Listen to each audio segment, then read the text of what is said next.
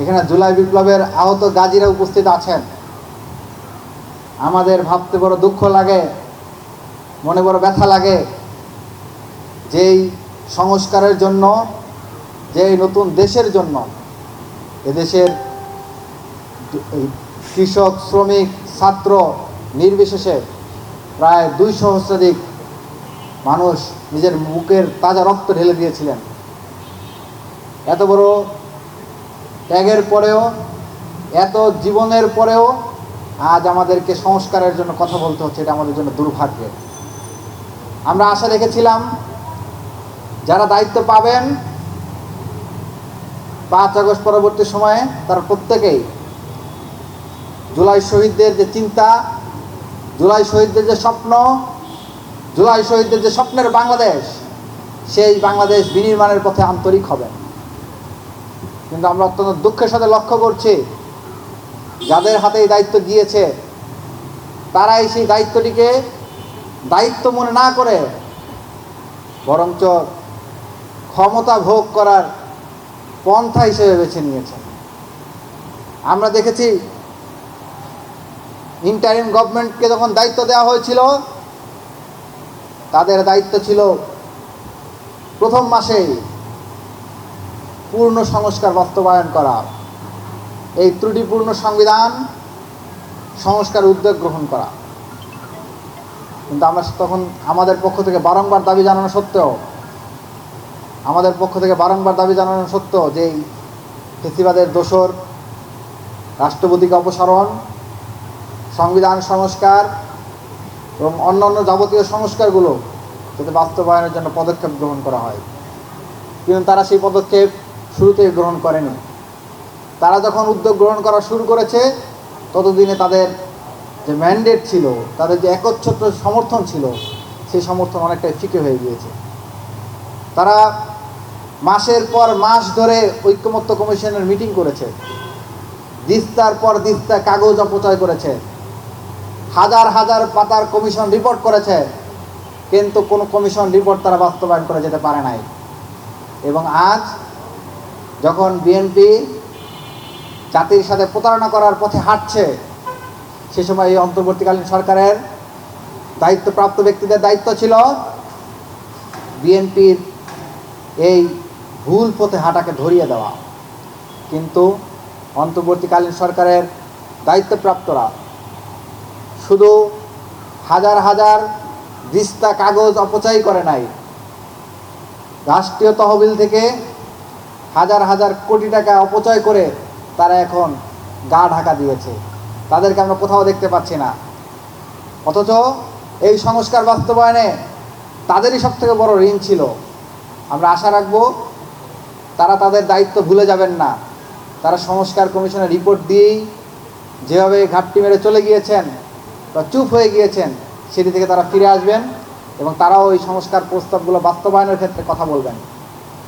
আমরা তারেক রহমান সাহেবকে স্মরণ করিয়ে দিতে চাই, আপনি যাদের কথায় ভুলে, যাদের মধুমাখা বলিতে ভুলে গিয়ে আজ আপনি সংস্কারের বিরুদ্ধে দাঁড়িয়েছেন, তারাই একসময় আপনাকে কপিকল দিয়ে ছাদ থেকে কয়েকবার ফেলে দিয়ে মেরুদণ্ডের হাড় ভেঙে দিয়েছিল। সুতরাং আপনি সেটি ভুলে যাবেন না।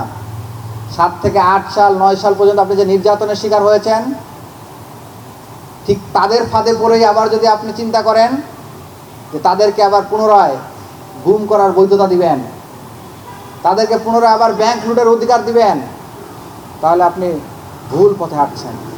আপনার ভাই, আমরা আপনার সহযোদ্ধা হিসেবে আপনাকে সতর্ক করতে চাই, সাবধান করতে চাই। আজকে আপনি ব্যাংক অধ্যাদেশ বাতিল করে এস আলমকে ফিরিয়ে আনার চেষ্টা করছেন।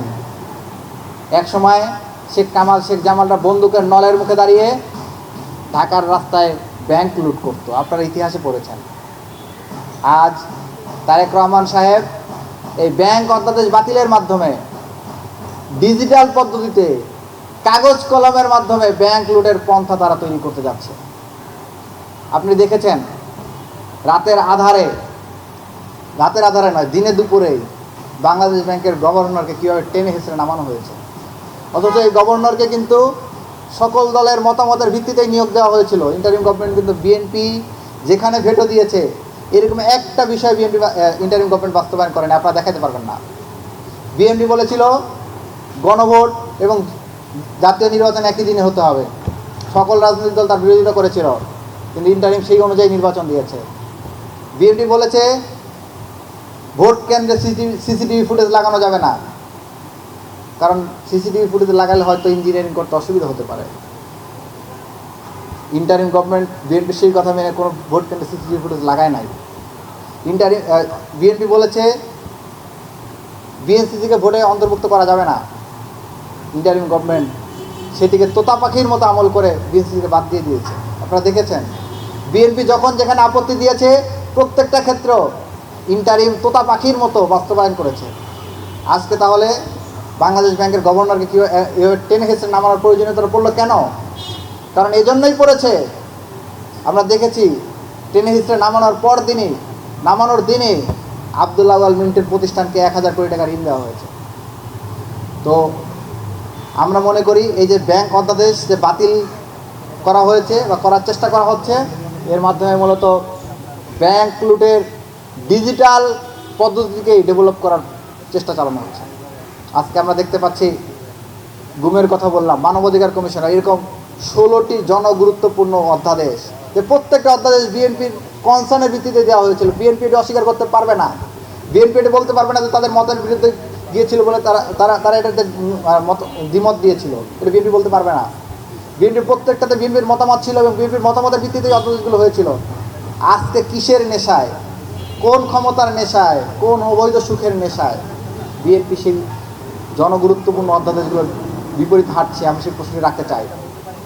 আমরা এখান থেকে আশা রাখবো বাংলাদেশের একটি সৃষ্টিগতভাবে এই ভূখণ্ডের দুঃখের ইতিহাস রয়েছে।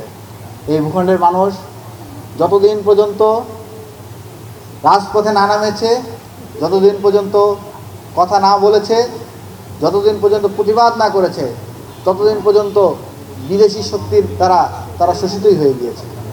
আমরা 190 বছরের ব্রিটিশ শাসন দেখেছি, আমরা আরও অনেক বিদেশি শক্তির শাসন এদেশে দেখেছি, আমরা পাকিস্তানি শাসন দেখেছি, আমরা গত 17 বছরের ইন্ডিয়ার প্রক্সি শাসন দেখেছি।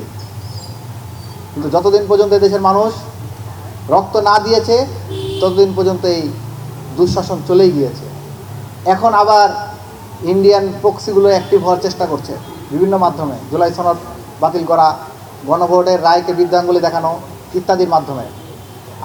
আমরা আশা রাখবো যে এইরকম পরিস্থিতিতে আমাদেরকে যেতে হবে না, যেই পরিস্থিতিগুলো বিগত প্রক্সিদেরকে ফেস করতে হয়েছে। ইতিমধ্যে আপনারা দেখেছেন যে আমরা প্রস্তুতি নিচ্ছি, ঢাকা বিশ্ববিদ্যালয়ের শিক্ষার্থীরা বটেই, বাংলাদেশের আপামর জনতা প্রস্তুতি নিচ্ছে, জুলাই জনতা প্রস্তুতি নিচ্ছে। তারা যে করেই হোক এই গণভোটের রায় বাস্তবায়ন না করে ঘরে ফিরবে না।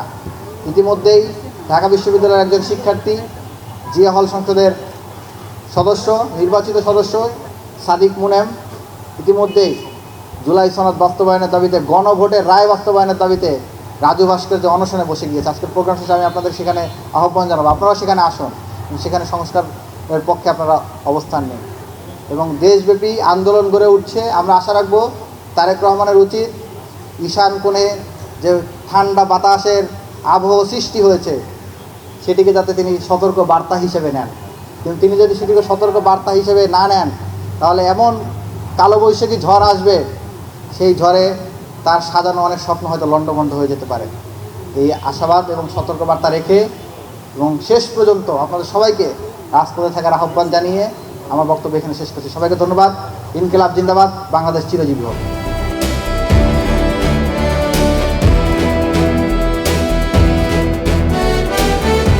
দিনাজপুর টিভি, মানুষের জীবনের কথা বলে।